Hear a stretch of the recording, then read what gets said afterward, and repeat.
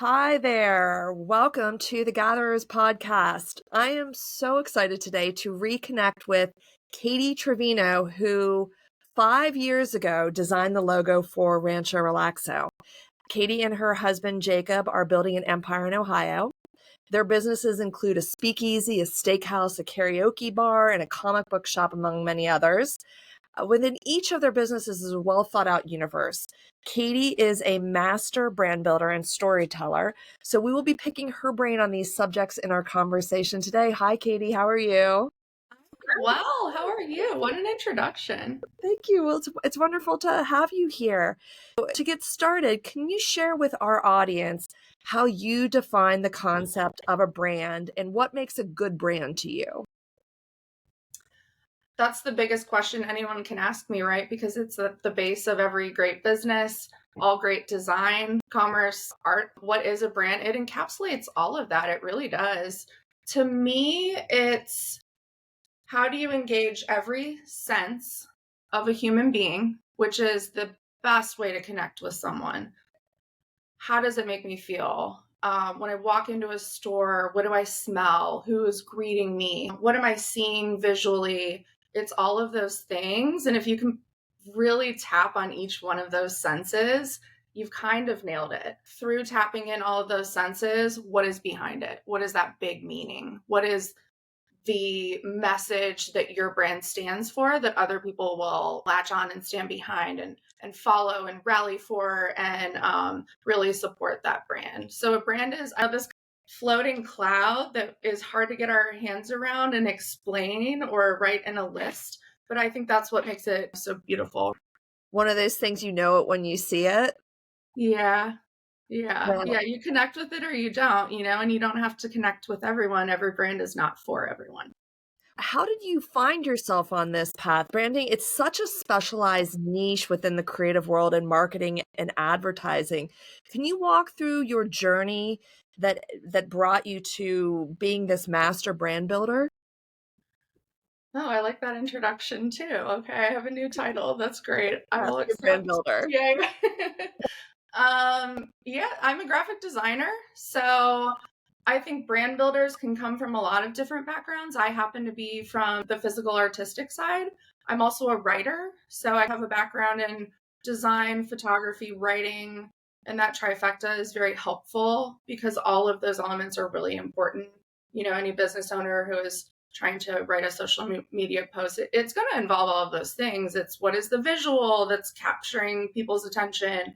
What is it saying to them? And then what is the call to action? So I'm a graphic designer. I'm a visual creator. I also write verbal content. I went to design school. I have my BFA in fine arts. Not all programs have that. Some are very graphic heavy. I learned all of the fine arts for 3 years foundationally before I ever touched a computer, which I think has served me very well. I like to get my hands on things. It helps me be a better photographer, a better director when we're on site doing video or photo shoots. I'm really grateful for that education, but everyone's is unique. Love that you're representing. I love your shirt though. Mm-hmm. Here we go. I mean, I had to. I had a lot to pick from, you know. Good. I was feeling the sky blue today though. I was feeling pastels.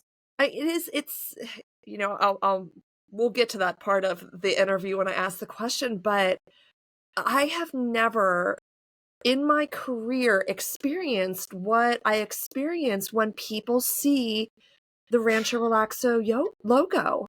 It's just Oh. amazing how emotionally connected people get. And there's almost this strange, it's like they've seen it somewhere before. And I get the question all the time, is this bigger than just right here? And I'm like, it is just kind of right here, but there's a depth to it that it feels like is rooted in a deep heritage. I think that a lot of that, and I'll just kind of jump in and talk about our process working together. I think a lot of that was our collaboration because it's one thing to, read a creative brief or an email saying, this is what I'm looking for my business or for my logo. This is what we represent. It's another thing to go through that process together. And I think that's really important creatively. And a good designer commits themselves to doing that. It's not, here's 5 things I want, crank it out, move on.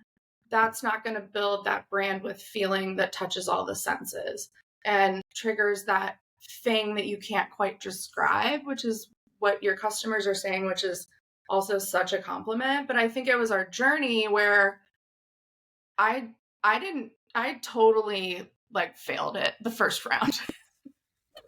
It was, we joke about it now, but it was like a flattened chicken, like a chicken that's well, it was, what's funny is I shared it with a couple people and I was pretty excited. I thought it was cute, but it's very nice. The question that came back was, now what's the significance of the chicken to your brand? Yeah, and you're not going to knock them all like out of the park the first round, maybe not the second round, maybe not the third. It's a process, but you believed in me. When I truly did not believe in myself. I saw your vision. I didn't know if I could physically get there. And I think the turning point was I just took out a piece of paper and an ink pen and said, we haven't done this in a while. Nice to meet you again. Let's just scratch this on the paper and really feel it. And I think that was the feeling that went into it. And that was inspired by you really immersing me in your brand and in the area that your brand is located in sort of every sort of story and goal that you had behind it. It was really cool to just put pen to paper, which is a thing people say, but actually don't really do much anymore. No, and it got me there. That's worth emphasizing that this logo, you hand drew this logo. It was so joy. Involved and so nuanced, and you captured it like out of the park, hit a home run. To this day, I look at it all the time. I can't believe that it was hand drawn. It was so fun. I actually can't either because it's not typical, but it felt really good to do it. And it was really inspired by, it was so funny. I remember we did our initial introduction phone call and you said, this is kind of what I'm looking for. Here's some Palm Springs inspiration. And I said, okay, I'm going to put together a mood board to make sure we're aligned. And a mood board is great where you pull inspiration, kind of put it together and make sure the colors and the feel is right and the vibe. And then that's a nice way to jump into the next phase where let's design a logo. Let's kind of write this brand narrative. And you said, no, the cactuses are all wrong. They're from Arizona. That doesn't make any sense. Or Suarez for I need to show you the plant life here. Yeah, no, totally. Well, I think there was also some tropical foliage. And I was like, oh, that happens. People confuse Palm Beach and Palm Springs. Yeah, like for it's sure. Not really that shade of green out here. No, and so it wasn't really spot on. And I think it's a difficult thing to explain until you go there. So you just said, can I just fly you out here so you can actually see it and then you'll be immersed and inspired? And I absolutely was. And it is still an inspiration to this day. But I got the cacti right. I got the plant life right. Yes. And as a gardener, Yes. a fellow gardener, that's important to me. I think that's a huge part of the creative process is you have to immerse yourself. You have to legitimately immerse yourself and make sure that you're expressing this brand and that you know what you're talking about. And think about the customer always. Who's coming here and what are they looking for? It was for me a dream come true. You talked about how your background is actually in fine arts and you focused on those mediums before diving into the computer. And for me, that's incredibly important. I have 2 kids and they're in fine art classes learning about this because the computer will take over. I'm someone who just knows how to be creative on a computer. I'm pretty good with a camera. Put me in front of the computer, I can create. Give me a pen and paper. No. And that's a skill that I always wanted. I think in working with you, we shared a common language that was our own. And that was really a fun part of that collaboration. I agree. Yeah, I agree. I freelance as a designer outside of my own businesses and you'll get a call, oh, my friend referred me or whatever. In your case, your brother had referred you to me. And so you're having this phone call with a stranger, and flash forward, we had this whole journey based on a road runner and a lovely friendship. It's so funny. I don't think we actually saw a road runner when I was there, but we saw a tumbleweed go across the road, and that was everything for me. To see a real tumbleweed. I remember my first tumbleweed too. It's true inspiration. Yeah. Oh, that's a tumbleweed. You've never thought of a tumbleweed. You've never seen a tumbleweed, but then it crosses your path and you know exactly what it is. Mm-hmm. It's almost cartoon-like, as is our roadrunner, who I think it was great that we gave him sort of characteristics of how the animal actually behaves. And he's kind of curious and brave and this funny little guy. And I think everyone thinks that a roadrunner is the tall cartoon. Yes. And he's a little guy. Little. I thought he was like an ostrich. And then when I first saw one, I was like, well, that's a roadrunner. And he is a little guy. So can you talk a little bit about how your process is different working with clients versus your own projects? Yeah, that's a great question. My husband and I own our own original concept bars, but we also have really been passionate about helping people manage their own concepts. And so that is very different because it's like dealing with a client, and working from yourself is the complete opposite of that, where you just kind of take off the handcuffs, you run free, you mess up a bunch, you figure it out along the way. With clients, it's more, there's a deadline. There's a very clear financial goal that you have to deliver on. And so it's more of a process, kind of like when I worked with you, Stella, where we're working on this together. It's the craziest thing to be a designer and just kind of work on stuff for your own brands and play around and have a lot of fun. Not that consulting isn't fun, but it's just a different vibe. It's a nice luxury. I love that you talked about you mess up a lot. That's a common theme in my professional life. Personal too. The process of making mistakes. What does that look like for you? What does a mistake look like, and how do you navigate it? I'm actually going to talk about this in the bar sense. I've talked about, sure, during rounds of design revisions, you have mistakes, you mess up, but then there's always a next round and you fix it and you move on and you get to that final product. With small businesses in general, outside of bars and restaurants, it's okay to fail. It's okay to mess up. It's okay that you had a plan that you were going to get there perfectly and it didn't happen.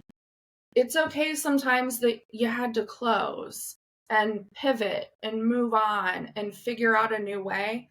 That's being a business owner, that's being a creative, and that's just reality. And I think society gives you a little bit of a misconception that you open a business, it should be open forever. If it's a good business, it won't close. And that's not true. It's okay if you realistically think about a timeline that makes sense for how long your business will be open before you close, or you pivot, or you create a completely new business out of those ashes. That is okay, and that's realistic. That is today's world. I don't think we're living in the era where generations of family are passing on businesses, because I don't think that works as a model in general. I don't think passing on a business is a realistic goal. I think it's create something amazing, make a good living for yourself. And if it closes, it's okay. Or if you mess something up, it's okay. I just want to tell all business owners, it's okay. You're not a failure because you had to figure out, okay, what are we going to do next? COVID happened, or we're in a bad recession, or the neighborhood is different than it was when I opened at that location. It's okay. That's all that stuff is going to happen. You have to be ready for it. When we first started working, I was very green as an entrepreneur, and you had a track record by that time, and you made a comment. I think it was something like everything has a shelf life. And you said that to me, and it stuck with me all of these years.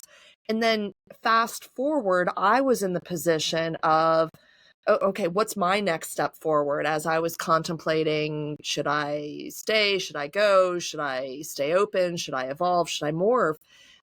When I did make the announcement, you were one of the first people who called me. But having someone as seasoned as you tell me that from the get-go was one of the biggest gifts, because it took a huge burden off of myself that, okay, I'm actually making a pretty good business decision right here. I know that there's people on the outside who are looking in saying, okay, well, this didn't work, this didn't fail. And I just didn't bother myself with it because you had planted that seed that it's going to be okay. This isn't going to last forever. It's going to be okay.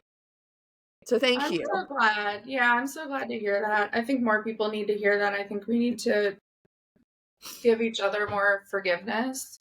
I think success is a thing that is measured differently by everyone, and the perception is different for everyone. And success to me is different than success to you. It is hard when you're a public facing small business company and people think you close, you failed. That's it. Just, but if you're a fighter and if you're scrappy, like I think we both are, there's always the next thing. Yeah.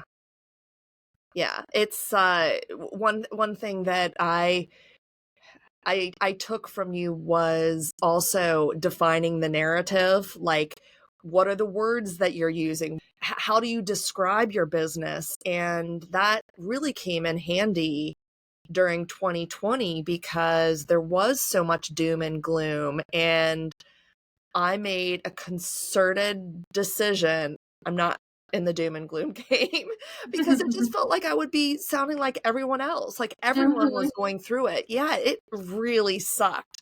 But I made the choice. I'm not going to talk about that. Let's talk about something happy, something positive. And I think that's our roadrunner, right? That's what he would do. You have a sunny, optimistic brand, and why would that change ever? It shouldn't. He's going to keep rolling through life. We all should too.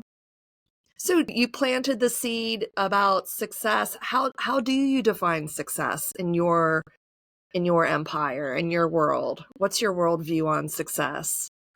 I think being an entrepreneur, you're always climbing. I don't know that you ever fully get there. I think for me, getting there is my husband and I being able to make a great living from our businesses.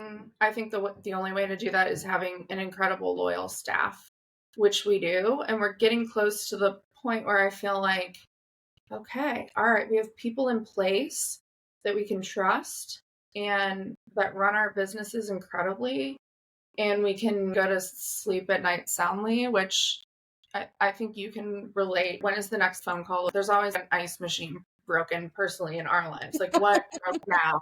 Like, who left the door unlocked and like this happened? So getting people in place, I think, so that you can make it to the next step where you are more overseeing, thinking about the future, planning what are the next ventures, what does the structure of the company look like in the next 10 years. So I think Jacob and I, as a married couple and as business owners, are getting really close to that point, which is exciting, where I can finally get back to that position where you're inspiring people, you're popping in now and then to spend time with employees and talk to customers. And it's less about putting out this fire, what is this fire, running around like a crazy person, and more about overseeing your business and really enjoying it, enjoying the people that work for you and enjoying those customers who love to come and experience your brand. That's a beautiful vision to hold on to. That's a beautiful definition of success, being able to enjoy and inspire. Yeah. And travel. Yes. Okay, so now I'm going to ask for you to pick your favorite child. Which of the brands that you have developed resonates with you most personally? Well, don't tell the other ones. This is just between you and I. Tokyo Kitty is my baby. It is Neo Tokyo style karaoke bar. So If you've seen the movie Lost in Translation with Bill Murray and Scarlett Johansson. Scarlett Johansson, thank you. They are these foreign travelers who meet each other in happenstance and have this adventure through this crazy neon lit city.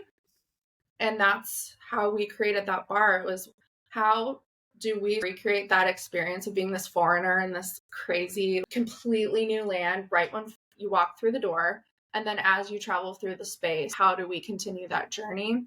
So you enter through the front and it feels like an airport terminal. It's very clean and sterile and white. And there's a little terminal bar and you walk through the door thinking, I don't know, what's through here. And it's an infinity mirror room. So you're surrounded with these neon lights and all these multiple reflections of yourself, which is really fun. And it's fun to take a selfie in there and groups love it.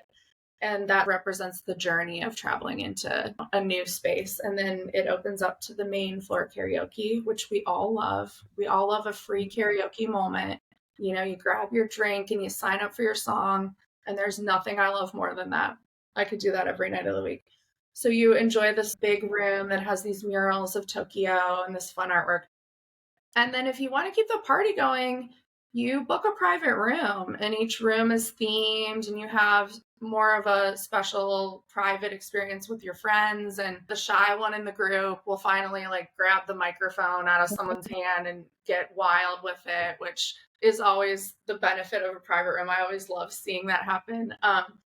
So yeah, I think it is a very cohesive translation of a concept and an experience. And I think we're delivering on it really well. And I also have so much fun working on the graphics because who doesn't love fun, whimsical Tokyo graffiti sort of vibe? I personally love that. Yeah, it's a wonderful brand. Anyone who is in downtown Cincinnati, please look up Tokyo Kitty. And there's been interest from other developers to expand that brand.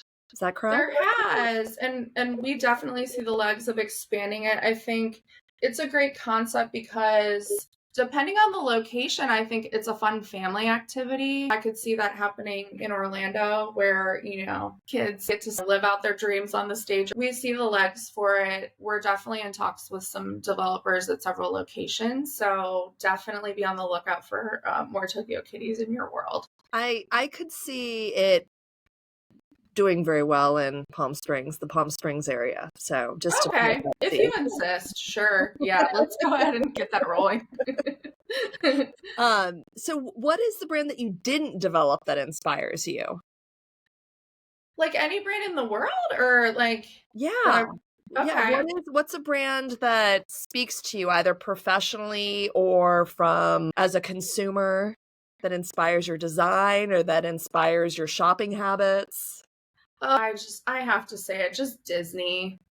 Disney just does a beautiful job. We actually take our staff fairly often to experience different things in Disney because it is the epitome of service and creating an extremely cohesive brand from the moment you load up the app, plan your trip until you step down at one of the parks is completely cohesive and it is extremely magical. And I love a magician brand.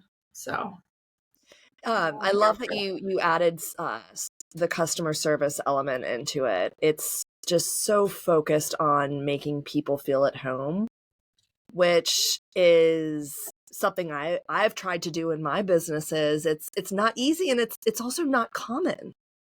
It's not. It's not. I can't believe it. We try to do it as much as humanly possible is to create, how do we make this a little bit more of a magical experience? Like I had an experience at Disney where I was on a ride and my brand new phone, I was so excited. It was the rose gold, the new iPhone at the time. It was so beautiful. It flew off and it went under the ride. And I had a long day. And so I was crying and I said, Jacob said, no, we're just going to tell someone and they'll make it reappear. And they actually made it reappear. Someone crawled under the ride, got my phone out, and then like made sure to take it back to somewhere close to my hotel where I could pick it up. And like, to me, that's magical.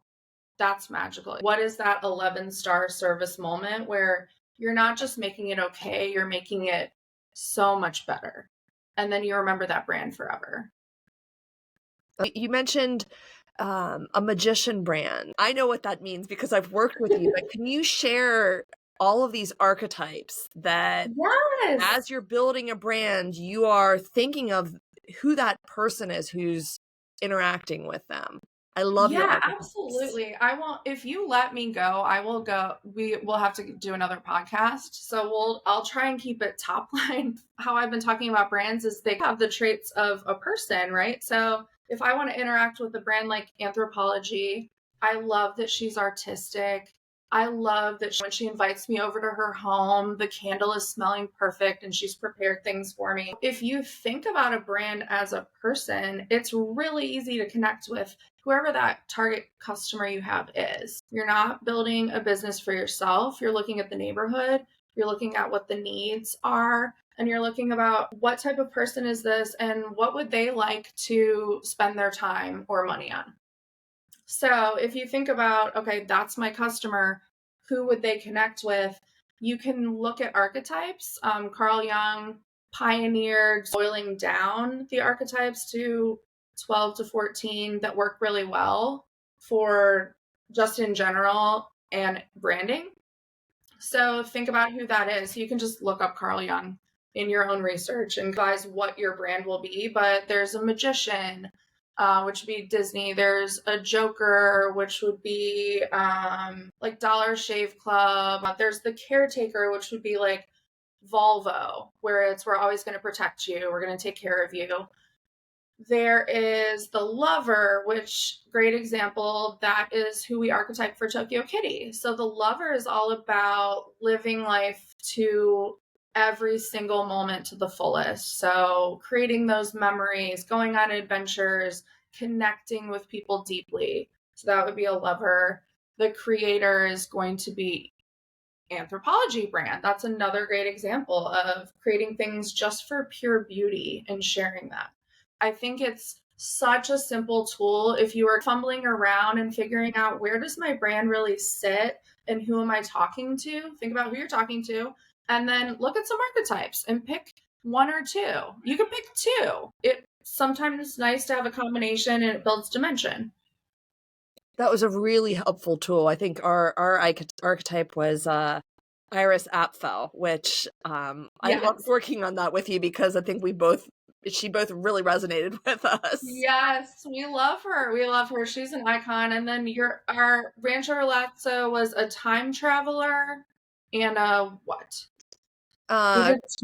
Creator, I believe. Time traveler creator. Yes. Yeah. And so time traveler is such a fun one. That's actually one that Jacob and I just kind of made up when we were doing a brainstorm session. You can create your own archetype, honestly. But time traveler is sort of this really cool, wise, free spirit that hops around in time and gives you the information or little tips or something that'll improve your life when you need it exactly. And then paired with a creator, I think it's just a beautiful brand that has some depth. That was a very helpful tool for those listening, an incredibly helpful tool to really get the creative juices flowing. So thank you, Katie, for that. That was invaluable for me as I looked at my business.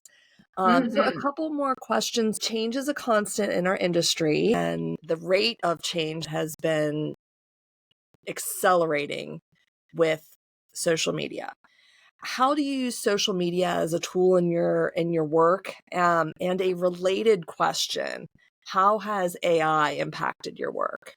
That's a fun one that I'm very fascinated by and I do like to talk about. We actually did do a pop-up at our steakhouse Lonely Pine, which is very mid-century vintage. So it's almost like a literal time capsule. So we thought it'd be really fun. What if we had AI build a menu and an event for us and we just execute it as silent humans? So we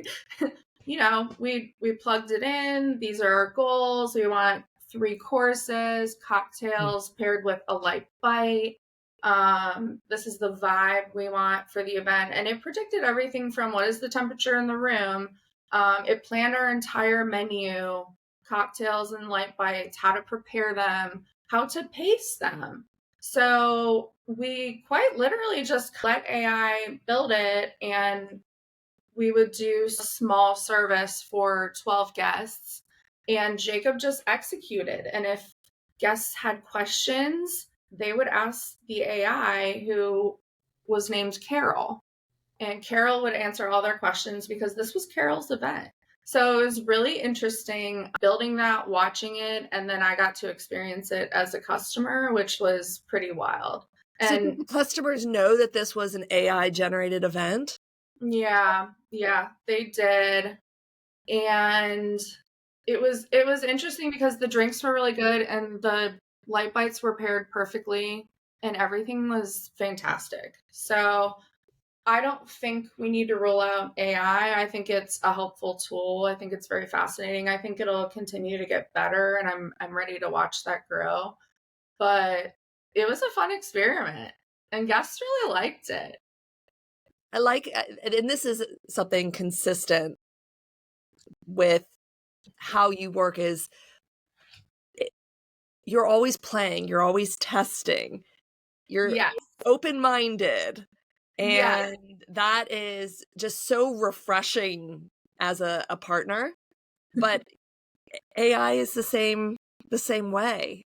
I've been playing around with it to see, and it's fascinating as a tool. But I think understanding that that's what it is. It's a tool. It's a One tool. of the many tools in your tool chest. Yeah, and why not? You know, we'll see how it grows. But as far as business owners and social media, I think it's the most invaluable tool. It is free. It is free, free, free. It does not have to be perfect. Put content out there. I love the trend that's actually happening right now where content is very imperfect on purpose. So it's less about a staged photo shoot and it's more about what's happening in the moment, and we're not going to overthink it. This is just a fun place to come. Free People is actually doing a really good job of that in their social. It's very in the moment, and a lot of it is customer submitted, which is fun. It's not perfect, and I think that's great. I think, is that the theme today? It doesn't have to be perfect, and you're allowed to mess up a lot. I'm going to use that as a theme for my day, definitely. Okay, but I do want everyone to hear that it does not need to be perfect. And we might mess up a lot. Okay. So let's keep rolling with that. But yeah, for business owners, it's overwhelming. Please set up an Instagram. Instagram is invaluable. You don't have to pay for boosted posts. You just have to put out great content that is honest. If you want to hire, I would definitely recommend, if you're not comfortable in your photography skills, hire an influencer or a photographer who is starting out their career. Schedule a photo shoot. Say, here's my menu or here's my product lineup. Let's knock out a bunch of shots in an hour, 2 hours, whatever. Here's the rate I'm going to pay you for that. And then you'll have tons of content. I think it gets overwhelming when like every day you're like, okay, what am I going to photograph today? Or what am I promoting? It is so much easier just to do a big photo shoot and knock it all out. If you want to have a little extra credit, hire a model, bring that influencer in and get shots of people in the product, just the product, the space, the environment. I think it's important to have a well-rounded view. So when people jump on your Instagram and they go scroll through and decide how they feel about your brand, it's nice to have a well-rounded, this is the space, this is who I might interact with, this is a cool like ice cream flavor I want to try or take a picture of. And then humanize it by showing, okay, here's the very, and this is glamorous with air quotes, glamorous behind the scenes. Yes, I love behind the scenes. This is how we made this magic happen. Yes, I love that too. That's another part of being imperfect where people actually really do love behind the scenes, specifically at our steakhouse or like Tokyo Kitty behind the bar. They love seeing the perspective of the bartender, or this is how the drink comes together, or this was like a training we had learning about the history of Don Julio tequila and all these cool facts that we wouldn't have known otherwise. People love to see that, and they like to see, Stella, you do a great job of this. Like, what is your staff up to? Or like, what model do you have in today showing off clothing, or what pop-up are you doing? I think people love those behind the scenes. Yeah, wonderful.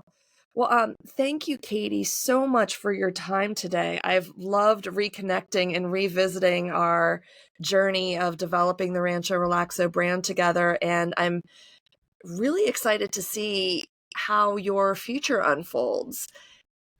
I think your definition of success, I think you're living and breathing it. Thank you. Thank you for sharing your knowledge with all of us today on branding. Absolutely. Thank you for having me. Bye, Katie. Bye.